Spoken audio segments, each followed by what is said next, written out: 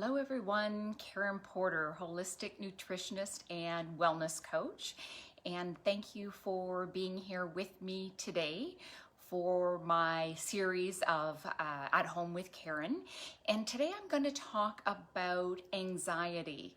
And you've heard me talk about stress before, and anxiety is, really when it's gotten to the chronic state, and it's affecting our lives. And it's so important to talk about this right now.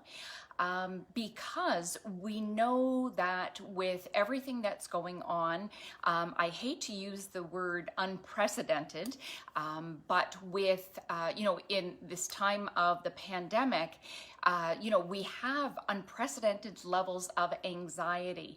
And so I really wanted to address that today.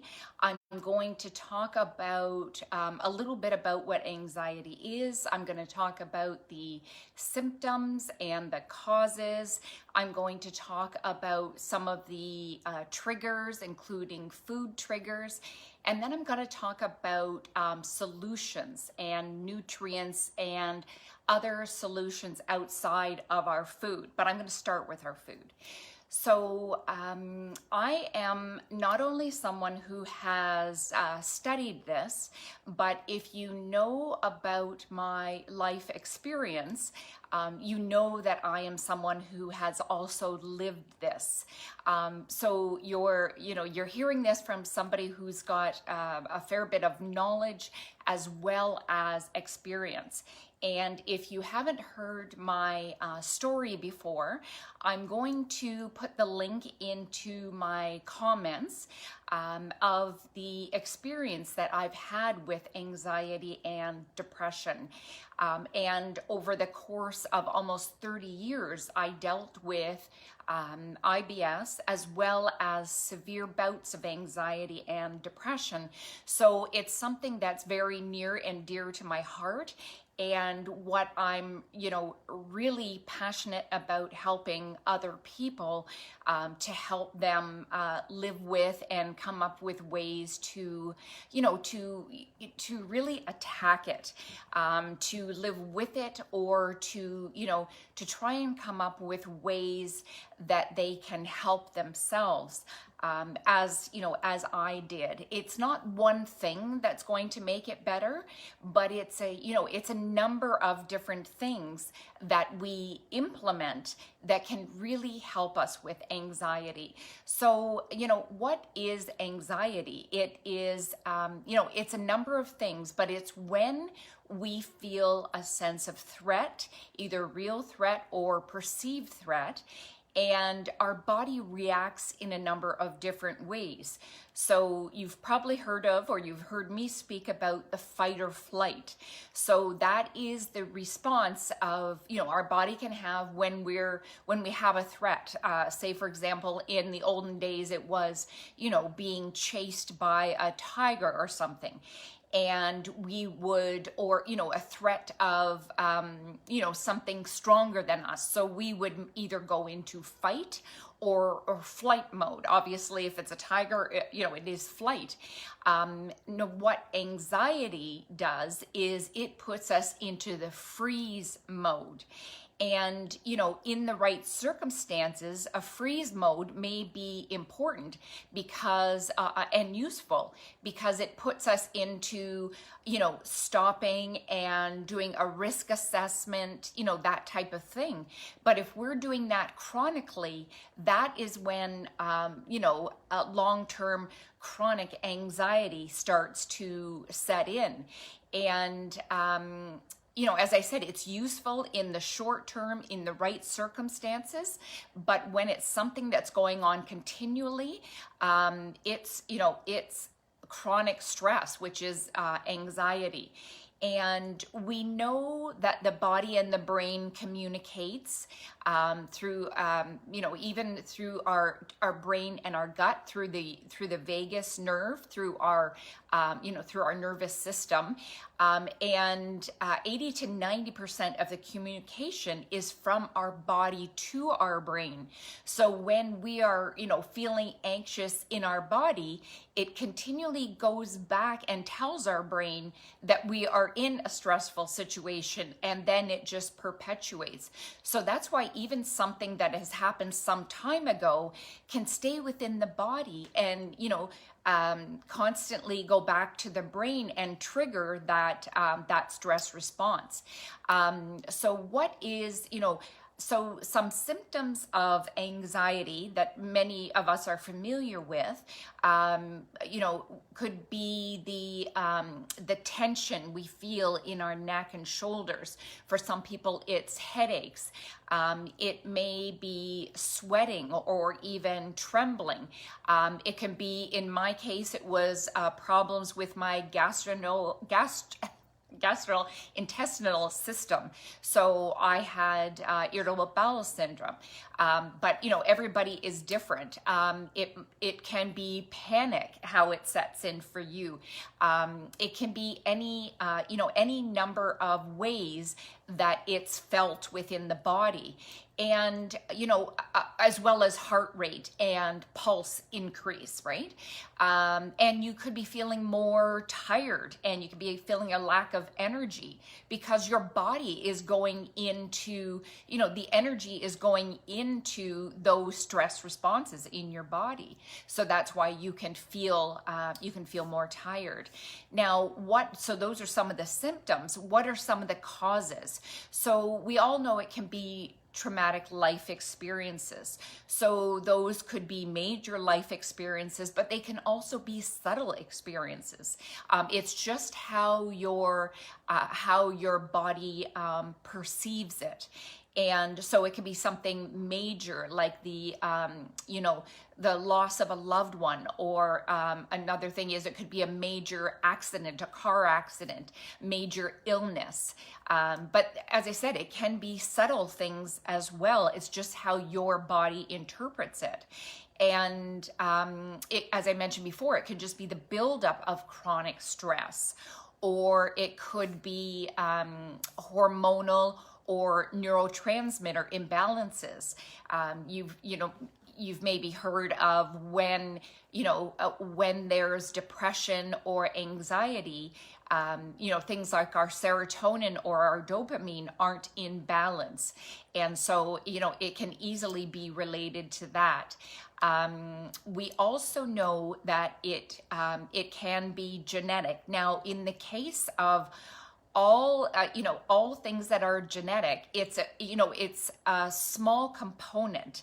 And some will say, some of the research says it's only, many of our illnesses are 10% genetic. The rest is lifestyle factors.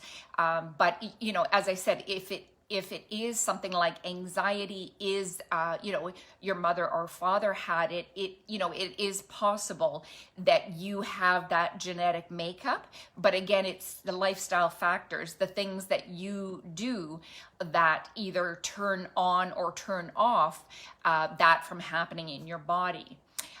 It can also be if you've got other mental health disorders. So you may have heard that oftentimes anxiety and depression go together. And in my case, that was definitely the scenario.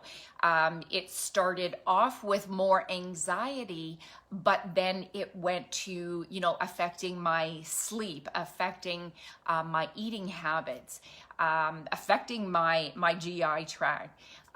And unfortunately, that can go on to affect decision making and really all cognitive function.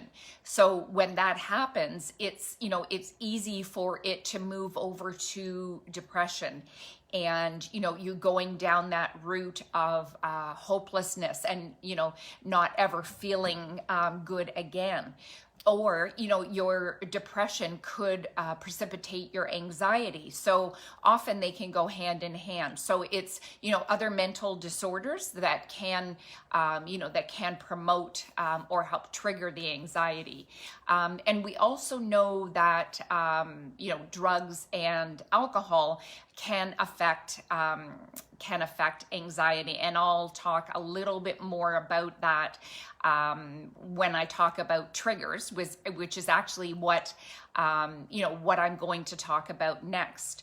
So when we talk, I'm going to talk about specifically foods that trigger anxiety, and you've probably heard me talk about this before, but I'm always going to talk about the refined sugar and refined grains, or refined carbohydrates, and those are definitely affecting our anxiety.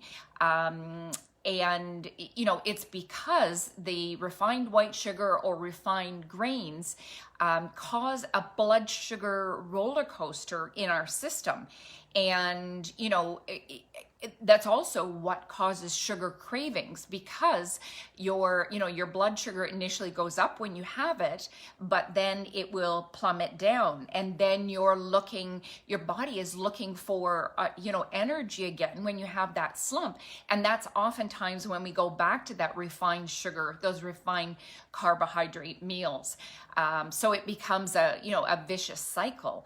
But unfortunately, when we are, when our blood sugar is low, when we're in that hypoglycemic state, that's when a stress response is triggered. So we really want to try and get away from that roller coaster. And I know many of the changes to our food are difficult if we are experiencing anxiety and depression, because you may not have the motivation for it, but you have to realize how your body is impacted from it. And the more that you have the education and awareness, just as I did, the more you can make those changes and feel better. We also know that fried foods are going to impact how we feel, not only because of the inferior oils that are used, but also the caloric hit to our body is stress producing as well. And we just know that these are the things that cause inflammation in our bodies, which can cause inflammation in our brain, which, we know the two go hand in hand. We also know that preservatives, additives, and food coloring contributes to being a trigger for anxiety.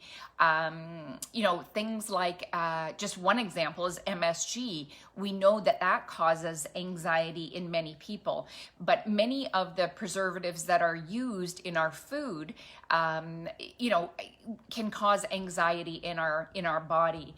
And so these are the things that we want to try and stay away from. Again, the alcohol and coffee are things that are going to affect our anxiety. So alcohol is initially sedative, but in the long term, when we're having an excess of alcohol, either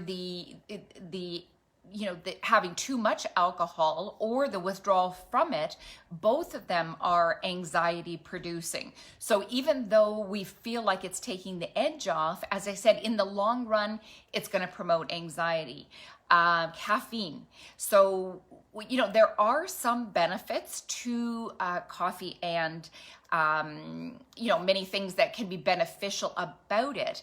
However, if you're experiencing anxiety, I would really try and limit the coffee and caffeine that you have to maybe a cup in the morning, because we know that when we're having more caffeine, it is a stimulant. It increases our blood sugar, and it increases our cortisol, which is going to contribute to anxiety. So these are some of the things we know, but really when you make the connection and have the awareness of it, hopefully that can help you to, to see the changes that can contribute to you feeling better. Now, I also wanted to talk about nutrition that, that can help in with anxiety. And so first I'm going to talk a little bit about the nutrients that we know have been researched, and then I'm going to talk a little bit more about specific foods. So when clients come to me and are dealing with stress or anxiety, there are some key nutrients that we know that we need to increase in the body. Many people that have anxiety and or depression have a deficiency of these nutrients. So what are the nutrients that we know have been researched and that I recommend to my clients? Well, they are things like the B vitamins, like a B complex. And we know that they are necessary in the formation of serotonin and GABA, which are the neurotransmitters in our brain that, that promote calm, the GABA, and promote, the good mood and feelings of happiness. That's the serotonin.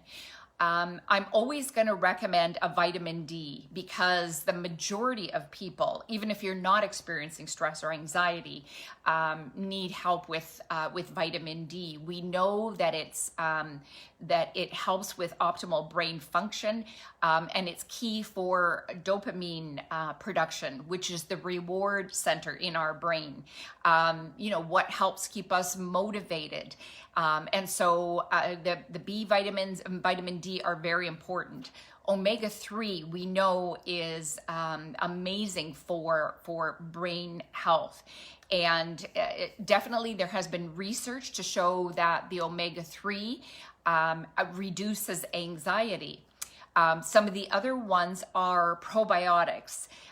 Because you'll know that, working with me, or if you've heard me speak before, gut health is so, so important.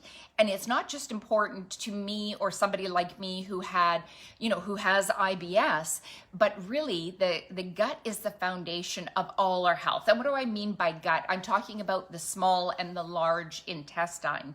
The digestion overall, but specifically the intestines, because that's where the majority, not all, but the majority of our microbiome or good and bad bacteria is found in our gut.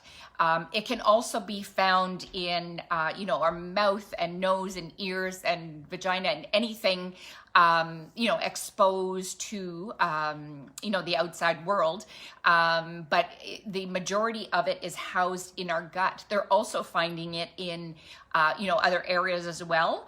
But we know that, the good and bad bacteria in our gut is so, so important.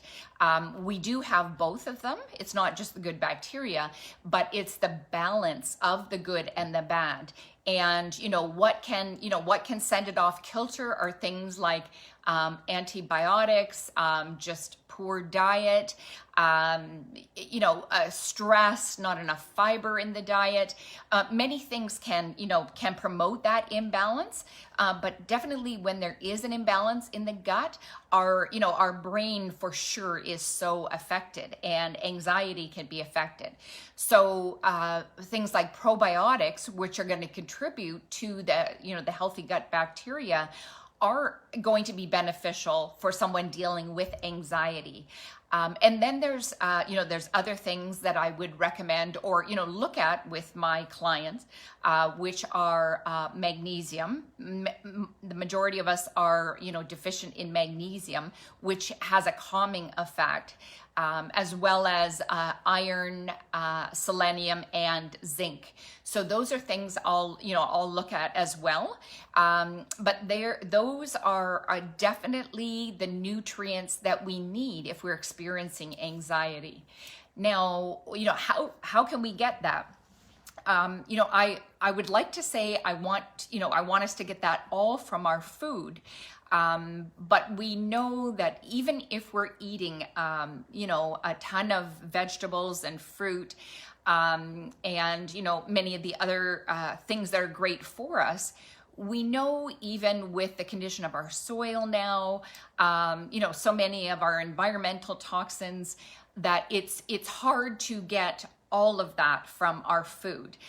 So even though I'm going to talk to you about the food, and it's so important, supplementing with good quality supplements of the vitamins I talked about, B vitamins, vitamin D, omega-3, probiotics, and some of the others, the magnesium, iron, zinc, and selenium, they are beneficial as well. So, but in terms of, and again, the quality of those supplements is so important. Definitely do not go out to, the drugstore and pick up the vitamins that you'll find there. It really is about choosing good quality, and that's something that that I work on a lot with my clients. But in terms of foods, we know the leafy greens are definitely what we need because of the antioxidants, because of the magnesium. Many of the B vitamins as well as our minerals are found in our leafy greens. Things like our nuts and seeds. So for example, Brazil nuts are high in selenium. I try and have, a small handful, maybe just 4 or 5 Brazil nuts every day, as well as they're high in our fatty acids as well as protein. So, and they're high in tryptophan, which again converts to serotonin in our body, that feel-good neurotransmitter. So other things are berries, any of the blueberries, strawberries, blackberries, raspberries, any of those are so beneficial for the antioxidants, for the vitamin C, immune building, that when we have a stronger immune system, we're more resilient. So those are very important. Our antioxidants are in that as well. Something like green tea, again, for the antioxidants, we know that is beneficial for us as well. Even something like dark chocolate, which is high in magnesium, a good quality dark chocolate, in small amounts is beneficial for us. And then there's things like mushrooms. So mushrooms strengthen the immune system, again, making us more resilient. And those are things like reishi and lion's mane and chaga and cordyceps. Those are sometimes things that you can buy in a tea or even in a coffee. And then we also have adaptogens. I've talked a bit about those before. So those are naturally found, and what they do is they just help to bring the body in balance. So, there's things like ashwagandha, schisandra, holy basil. These are all beneficial for, for stress and anxiety as well as energy. So, so those are very, very important. And then I just also wanted to mention avocado and asparagus in terms of, all of our vegetables are beneficial to us, of course. But avocado is great in terms of B vitamins, healthy fats, and antioxidants. And asparagus is one that there has been research on to also show to be beneficial in terms of helping with anxiety. So all of those, even when we talk about superfoods, you don't want to gravitate to one food and eat it over and over again, but having a variety of those things in your diet is very beneficial. A whole foods diet is always going to be more beneficial for anxiety and ongoing stress than is going to be the refined sugars and refined grains that I talked about before. So these are the foods that you want to specifically move toward. And then, other lifestyle factors that you can incorporate. And I strongly, recommend that you incorporate because I know these are things that worked for me, and they work for, my clients as well. So I always talk about, I always start with food, but part of my recipe to feeling better is what I always talk about, which is the food, movement, stress management, and mindset. And, mindset is not something that I'm talking about on this video, but, in terms of lifestyle factors that really can help us, I'm going to use the overriding term of mindfulness. And mindfulness is just being aware, being in the present moment. And it can, you can practice mindfulness in a number of ways. And, do what works for you. So it might be something like yoga. It might not be. Something like breath work. So just the deep abdominal breaths over a period of time, and it can start very short. Or maybe for you, it is meditation. And, a lot of people are nervous about meditation because they think it means sitting in a room with a slate, for their brain for half an hour. And that's not the case at all. Meditation can be, starts with deep breathing, but it can be a guided meditation that really helps you to relax and focus on something specifically. Meditation in that format can be so beneficial. And then there's things like even just, being out in nature helps with our anxiety. But again, even when you're out in nature, I know because I've been there that you can still be very anxious and have those ruminating thoughts when you're out in nature. But it's really trying to focus, away from those things and moving toward what you're looking at in nature. So really observing. And sometimes you might want to combine the meditation out in nature. And I don't mean meditation with your eyes closed. I mean, unless you're sitting somewhere, but if you're walking, it's really just observing everything that you see, hear, smell, and just really slowing it down. Obviously, our sleep is very important when we have anxiety, and I know that that's a two-way street because for me, that's the first thing that, was always affected was when I had anxiety, I had difficulty sleeping. But I now know that, there are so many things involved in, sleep hygiene. That's just the overall term for helping you get set up for a better sleep. That really does have an impact. And so, that's another, that's a whole other topic. But really trying to get the good quality sleep, not oversleeping, but, getting somewhere between 7 to 8, 9 hours, whatever, your body requires. Even vigorous exercising, because we know that when our body goes into the fight or flight,